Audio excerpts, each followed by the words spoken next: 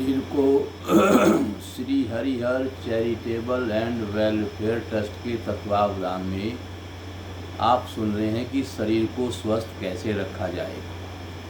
शरीर को स्वस्थ रखने के लिए जितना हो सके अंग्रेजी दवाइयों से बचें, क्योंकि अंग्रेजी दवाई बीमारी को दबाती हैं, ठीक नहीं करती हैं।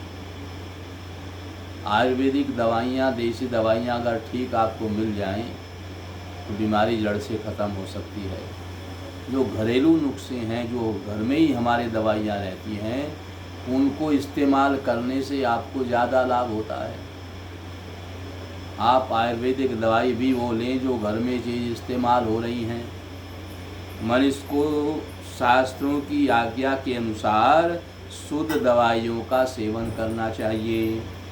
अगर कोई साधु सन्यासी गृहस्थ रोगी होने पर भी दवाई ना ले तो इससे भी रोग अपने आप दूर हो जाता है। केवल परहेज करे, क्योंकि दवाई न लेना भी एक तप है जिससे रोग दूर हो जाते हैं। उस रोग को थोड़े दिन सहन करो। दवाई लेने पर भी क्या वो एक दिन में ठीक हो जाता है? दवाई लेने पर भी उसमें कई कई दिन लगते हैं, और दवाई ना ले तो भी ठीक हो जाता है। और दवाई न लेना भी तप है। उस कष्ट को, पीड़ा को सहन करने की शक्ति आपके अंदर आती है। जो रोगों के कारण दुखी अप्रसन्न रहता है उस पर रोग ज़्यादा असर करते हैं, परंतु जो भजन स्मरण करता है, संयम से रहता है, प्रसन्न रहता है, उस पर रोग ज़्यादा असर नहीं करते हैं। जो भगवान पर ज़्यादा भरोसा करता है, चित्त की प्रसन्नता से उसके सारे रोग नष्ट हो जाते हैं। प्रारब्ध जन्य रोग के मिटने में दवाई तो केवल निमित्त मात्र बनती है। मूल में प्रारब्ध कर्म समाप्त होने से ही रोग मिटता है। जिन कर्मों के कारण रोग हुआ है उन कर्मों से बढ़कर कोई पुण्य कर्म, प्रायश्चित कर्म, मंत्र आदि का अनुष्ठान किया जाए तो प्रारब्ध जन्य रोग मिट जाता है। जो प्रारब्ध जन्य रोग है वो अनुष्ठान, पूजा आदि से मिटेगा, दवाई से नहीं मिटेगा। इसलिए कब चलते हैं, दवाई लेते रहते हैं, ठीक नहीं होते, बोले चलो पंडित जी के पास चलो, संत महात्माओं के पास चलो, गुरुदेव के पास चलो, बताते हैं अनुष्ठान करो, यज्ञ करो, तब रोग दूर होता है। तो जो प्रारब्ध जन्य रोग है वो अनुष्ठान से दूर होता है।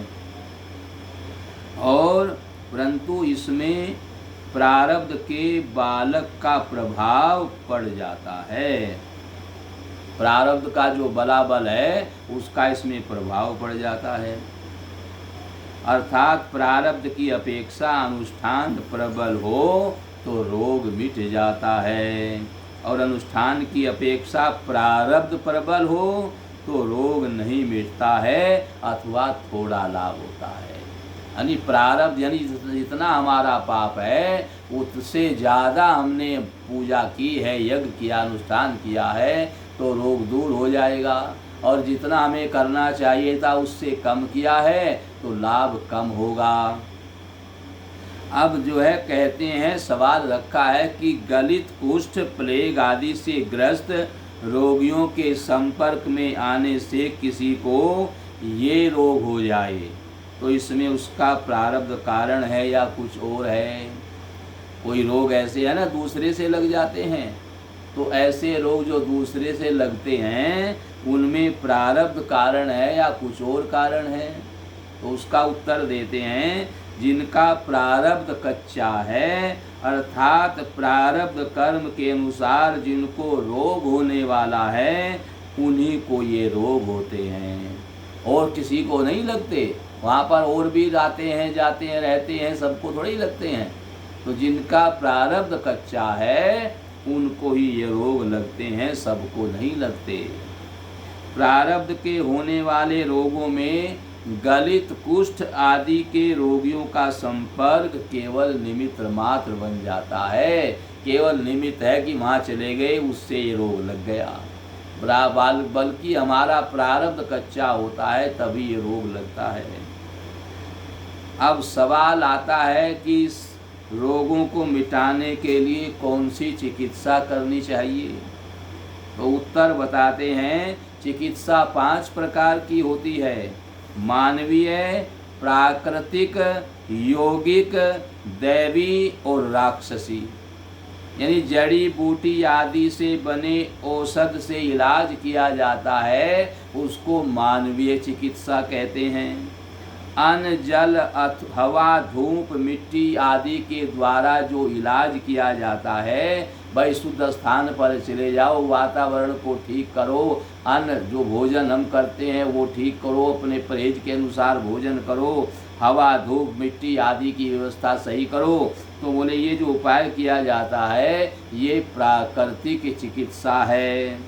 व्यायाम, आसन, ब्रह्मचर्य, प्राणायाम, संयम आदि के द्वारा रोगों को दूर करना ये यौगिक चिकित्सा है। मंत्र तंत्र आदि से तथा संतों और बड़े बूढ़ों के आशीर्वाद से इनके द्वारा रोगों को दूर करना ये दैवी चिकित्सा है।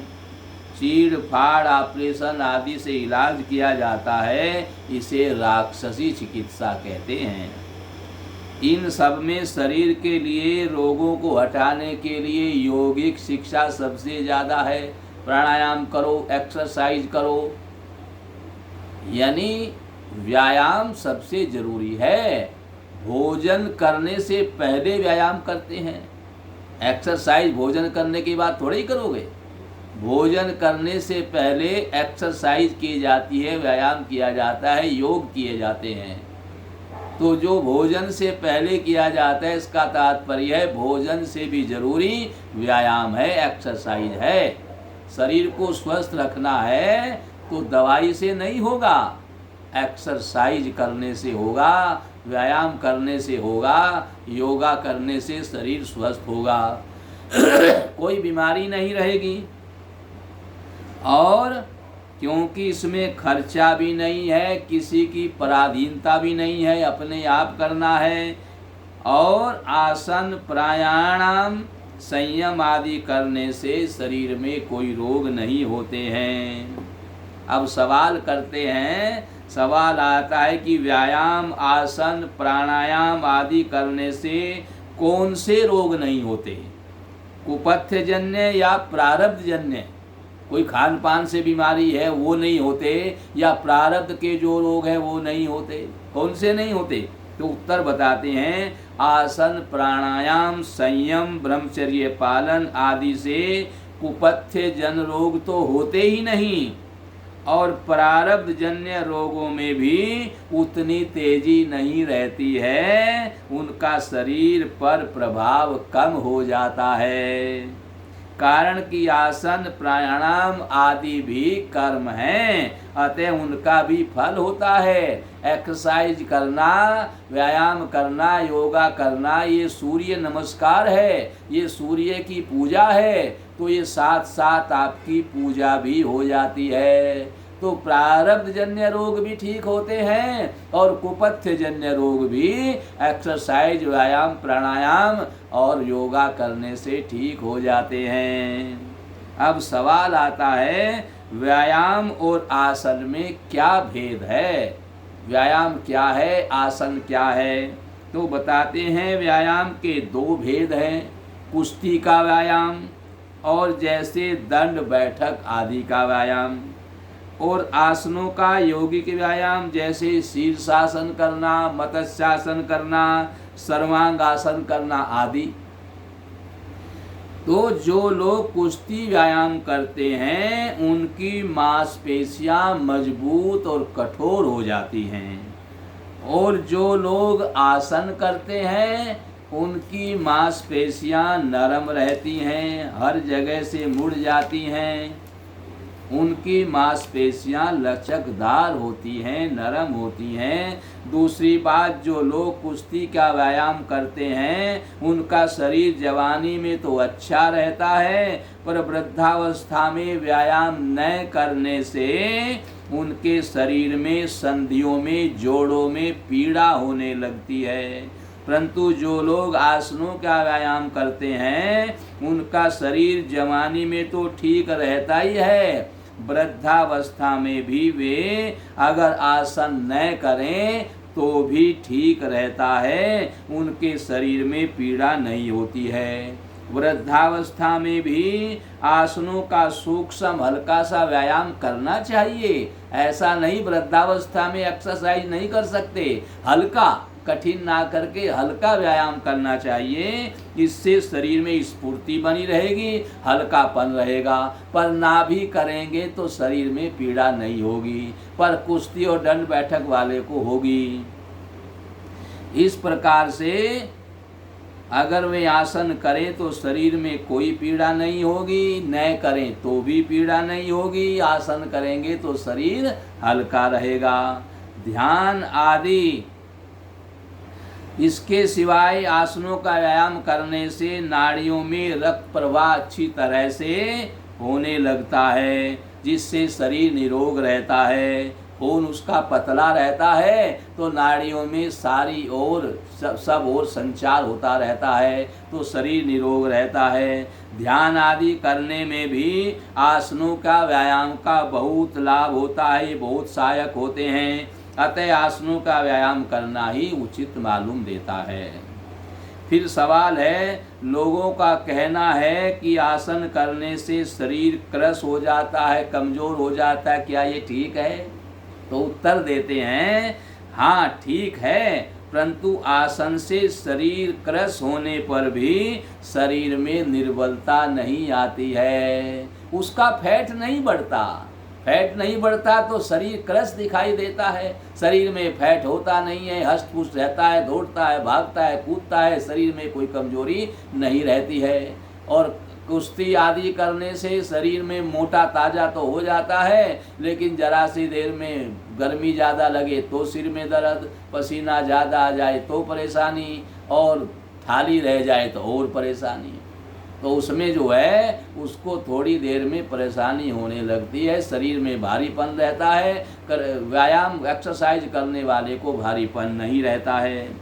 आसन करने से शरीर निरोग रहता है, शरीर में स्फूर्ति रहती है, शरीर में हल्कापन रहता है। आसन न करने से शरीर स्थूल हो जाता है, पर स्थूल होने से शरीर में भारीपन रहता है, शरीर में शिथिलता रहती है, काम करने में उत्साह कम रहता है, चलने फिरने आदि में उसको परिश्रम लगता है, उठने बैठने में कठिनता होती है, बिस्तर पर पड़े रहने का मन करता है, शरीर में रोग भी ज़्यादा होते हैं। अतः शरीर की स्थूलता इतनी श्रेष्ठ नहीं है जितनी कुशलता श्रेष्ठ है।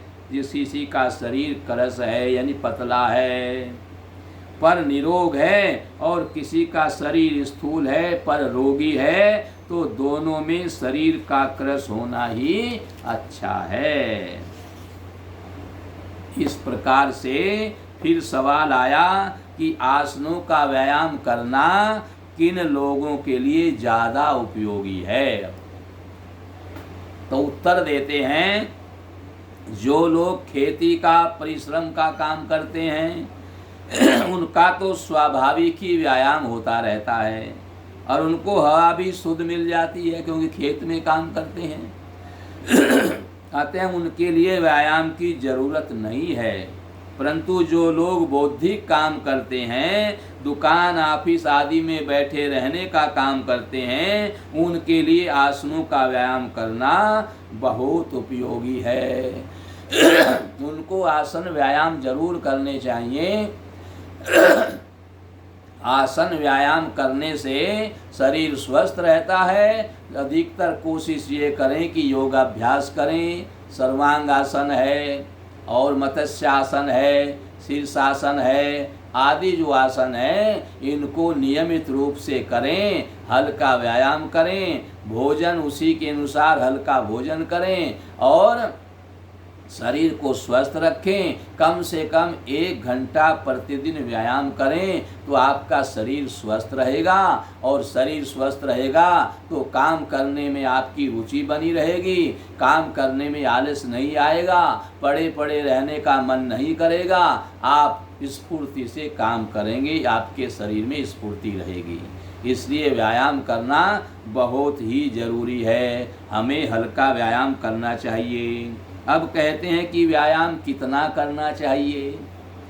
तो कुश्ती के व्यायाम में तो दंड बैठक करते करते शरीर गिर जाए, थक जाए तो वह व्यायाम अच्छा होता है। इतना करें कि करते करते शरीर थक जाए, गिर जाए, वो व्यायाम अच्छा होता है। यानी उसके बाद दंड बैठक लगाने की हिम्मत ही ना हो, ऐसा हो जाए तो वो व्यायाम अच्छा है।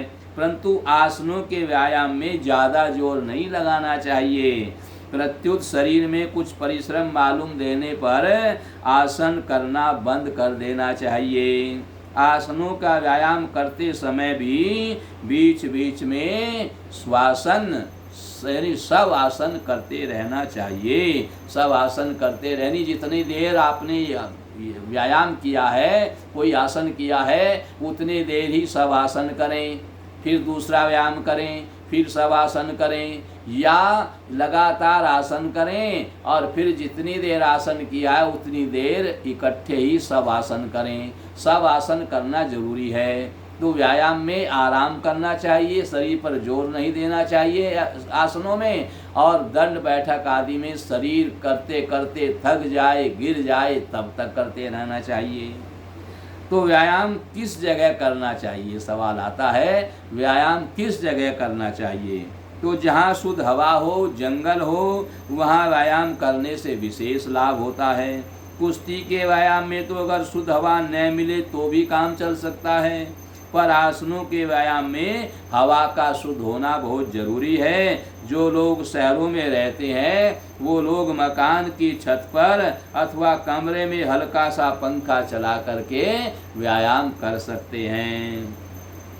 व्यायाम करने वाले को किस वस्तु का सेवन करना चाहिए, ये बात आपको कल बताई जाएगी कि व्यायाम करने वाले को किस वस्तु का सेवन करना चाहिए। अब यहीं पर कथा का विश्राम है। कल फिर शरीर के स्वास्थ्य के लिए आपको बताया जाएगा कि व्यायाम करने वाले को कौन सी वस्तु ग्रहण करनी चाहिए, क्या खाना पीना चाहिए, ये आपको कल बताया जाएगा। और कल तक के लिए आप इंतजार करें और इस कथा को श्रवण करते जाएं। शरीर स्वस्थ रहना बहुत ज़रूरी है। शरीर स्वस्थ है तो आप सब काम आसानी से कर सकते हैं। शरीर स्वस्थ नहीं है तो आपके सब काम रुके पड़े रहते हैं। इसलिए मन से, क्रम से, वचन से शरीर स्वस्थ होना चाहिए और दिमाग से, बुद्धि से शरीर स्वस्थ होना चाहिए। शरीर स्वस्थ होने से ही सब कुछ लाभ है। प्रथम सुख निरोगी काया।